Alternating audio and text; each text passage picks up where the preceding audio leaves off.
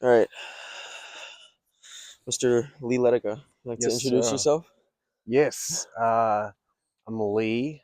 I'm 36 years old. Um, I was born and raised in Auckland, New Zealand. And when I was 15, I moved over here to the States. You want to give us a little bit of like your background in New Zealand, like how you came to America? Yeah, my stepdad was a children's pastor, Mm. and he uh, got a missionary visa.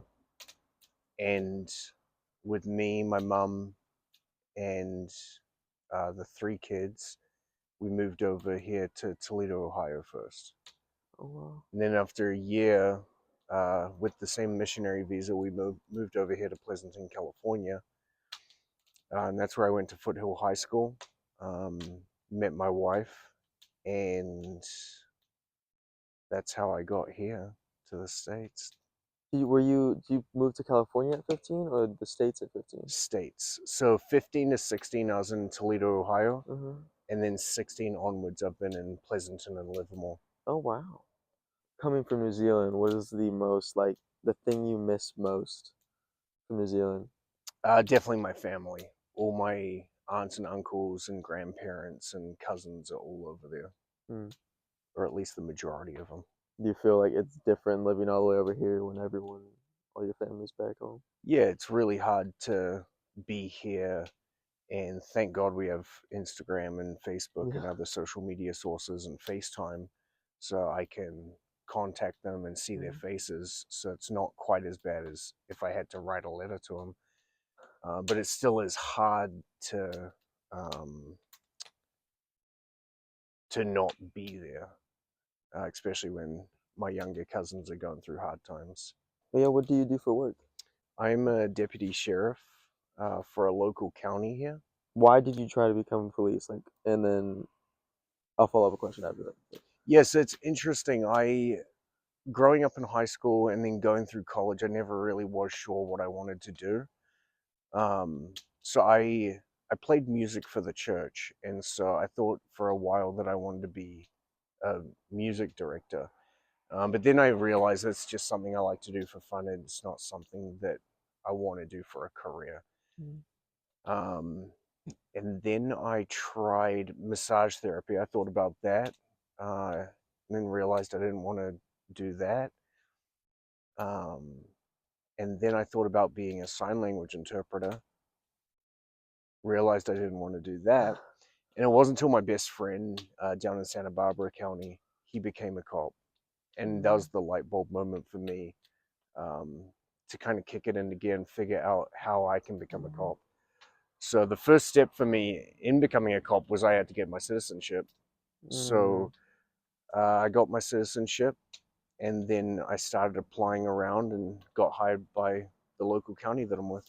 Did you have a preconceived like image in your head of what a cop is, and then now that you are a cop, is it different? Like, do you think are you doing what you thought you would be doing before you became a cop? Yeah, that's a good question.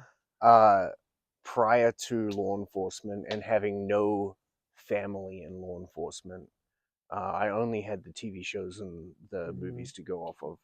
So I thought that I was going to be having a lot of fun chasing bad guys. Didn't quite realize that the more fun you have in law enforcement, the more you're going to be writing. And so uh, if you take a simple warrant arrest and the guy goes compliantly, then it's about a half page to a three-quarter page report. Now, if the guy fights you, if he's in a stolen car, that adds pages upon pages. Um, so that was one of the things that I didn't realize, and my writing's certainly become a lot better Mm-hmm. for it.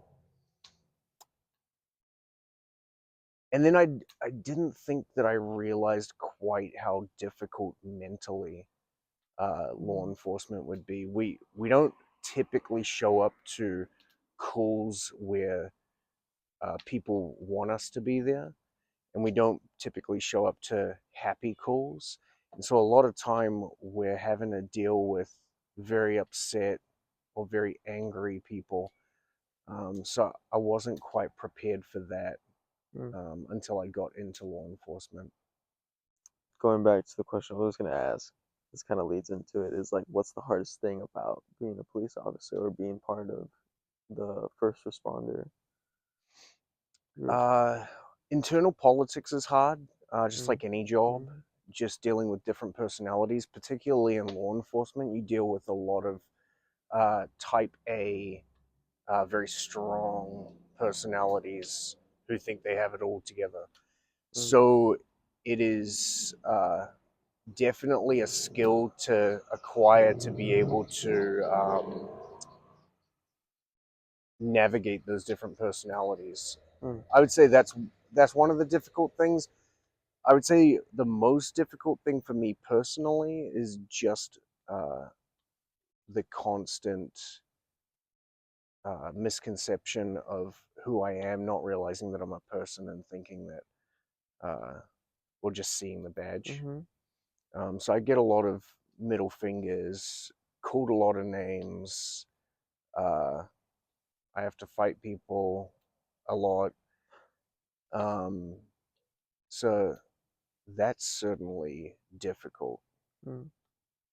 Do you think, going back to like type A personalities, it's kind of like in a police force, it's like a team, right? Hmm.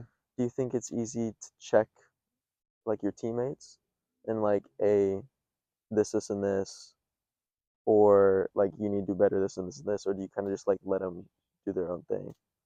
No, you definitely have to check your partners, and there's definitely a tactful way to do it. Mm-hmm. But you have to check them because your life's on the line when you go to work every day. Mm-hmm. And so if your partner is doing something that's unsafe uh, or not per policy and procedure, then he could be getting you into deep water with lawsuits. He could also be getting you into deep water just having to deal with an upset person, and they're egging the person Yeah. on instead of de-escalating the Mm. situation. So you definitely have to check your partners. Um, but when you do check your partners, like I said, you got to do it tactfully. So for me, it's important that I have a good relationship with my partners Mm. because then they know that when I'm talking to them, it's out of love. I'm not trying to show them that I'm the big dog. Um, and I'm not doing it because I'm trying to step on them to climb the ladder, so to speak. Mm. Let's run. What does your typical day, your work day look like? And then do you want to say like your nights of how it was a night shift Yeah, and then a day shift now that you're doing days? yeah. So uh, my schedule is 3 12-hour shifts one week, 4 12-hour shifts the next week. There's unlimited overtime available where I work, and so I typically work 4 to 5 days a week. Mm-hmm. When I was on nights, I was on the 5 p.m. to 5 a.m. shift. So I would wake up around 2 and have some coffee and hang out with my dogs. And then I would um, get myself ready and drive to work. I'd try to be to work half an hour early minimum. Mm-hmm. That way I can make sure that my car's okay, that the computer in the car's running, check in with my partners who are going to be getting off shift to see what happened that day. Um, and then typically the night shift is more of your in progress crimes. Mm-hmm. So you're responding to a lot of car thefts in progress or people in suspicious vehicles hanging out at a known drug location. Mm-hmm. Um, so it's a pretty active night, which lets the night go by quickly. Yeah. And then I would leave at 5, get home around 5:30, and then I would just sleep. And being on night shift, I was able to sleep really quickly Mm-hmm. and really well. And now that I'm on day shift, and this is my first year of day shift in my 7 years, uh, it's really nice because Mm-hmm.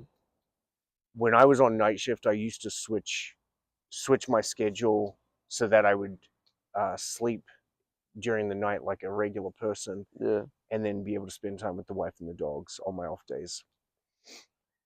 But now that I'm day shift, I have the 5 p.m. to 5 a.m. shift. So now I'm getting up at 3:30 in the morning.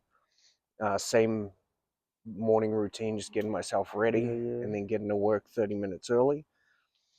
Um, and then, yeah, day shift is less of your in progress crimes. Not that it doesn't happen, and it's Yeah. more of your cold calls. So it's somebody waking up, walking out to go to work, and finding that their car's missing. Mm, So they're calling to make a stolen vehicle report. Or people are getting back from vacation and seeing that their house has been burglarized, stuff like that. yeah. Um, so it's cold paper calls, is what we call it. And then it's one of my favorite things about days is that I go home and I still have the evening with my wife. Yeah. And although I have to get to bed pretty early, uh, it's still, I don't have to make that violent Yeah. switch from nights to days. So when I'm on my off days, I actually feel human as opposed to walking around like a zombie. Um, yeah, No, that makes complete sense. I know people that are doing the night shifts and they're like their sleep schedule is just like jacked up big time. yeah. I have a scenario question for you. Hmm. Um, if you pull over a car or you find people in a car on duty and they have tinted windows to like the max, like you can't see anything, Hmm. and you have no idea what's behind the car or behind inside the car, like what's going through your mind and like how do you approach this type of situation? So if I just think in my mind's eye about a general traffic stop Hmm. out where I'm working currently, which is a high crime area, Yeah. and a lot of people have guns. So if this is a completely blacked out vehicle and I've stopped it for a basic traffic violation, then I'm going to ask the driver to wind down all their windows so I can see in their vehicle.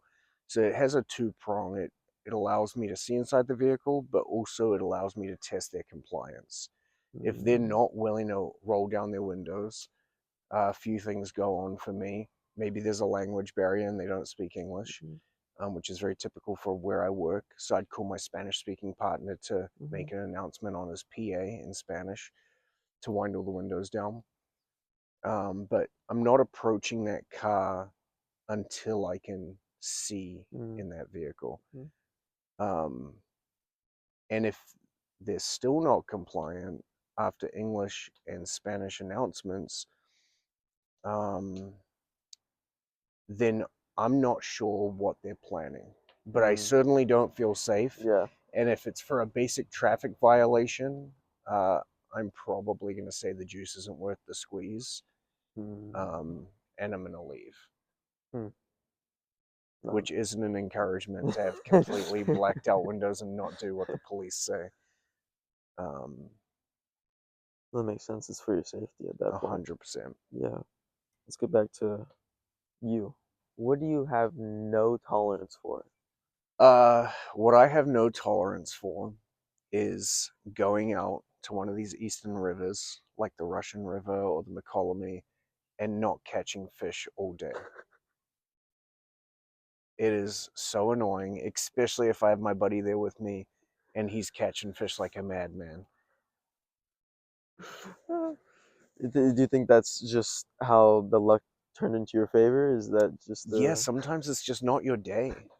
This recent fishing trip on Sunday, I caught 3 fish and my buddy caught 8. So it wasn't my day, but I had a lot of fun.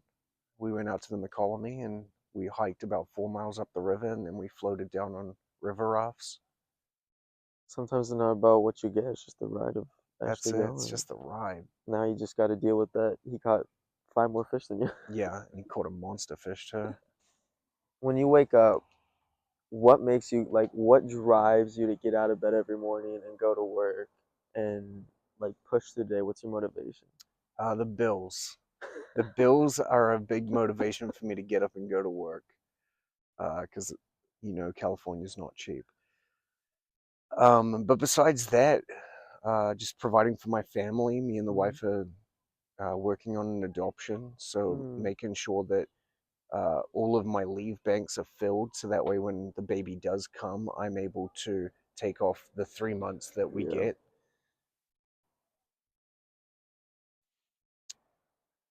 Yeah, I would say just being able to provide for people. Mm. If you had to give advice to young adults not knowing what they want to do, because I know you changed your mind like 10 times, Yeah, what what advice would you give them?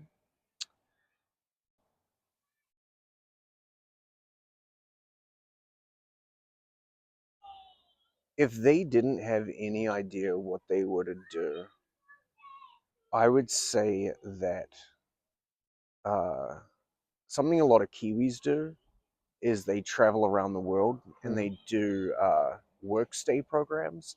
So they'll go work on a cheese, uh, I don't know what you'd call it, a Cheese cheese factory? factory in France. And Oh. they'll learn the process of making cheese. So you get to experience the world and you get to work and live in an area. Mm. Um, or they'll go to, one of my friends went to France, became a sommelier. Oh wow. Um, my uncle went to London and did a work stay, and now he lives there. So you Mm. can find a place in the world that you really enjoy and Mm-hmm. that works for you. So I would say that's certainly an option. The military is definitely an option. I think it would have served me well, Mm-hmm. given my career. Um, if I had just done a minimal service in the military and then been hired on with law enforcement. Yeah. Not that it would have prepared me more because the job's very different, but uh, at 18, taking me from a boy to a man in the military, um, because it's a serious infrastructure, Yeah. that's definitely something I would advise somebody to do that doesn't Mm. have any idea what they want to do. What I would advise them not to do Yeah. is do what I did, which is spend a lot of time in college, spending your money trying various different things out. Yeah. Uh, College is certainly good if you have an idea of what you want to do, Uh-huh. but life experience pays dividends. If you didn't have to work and you can just live life with like no payments, no nothing, Hmm. what would you be doing? What would you be?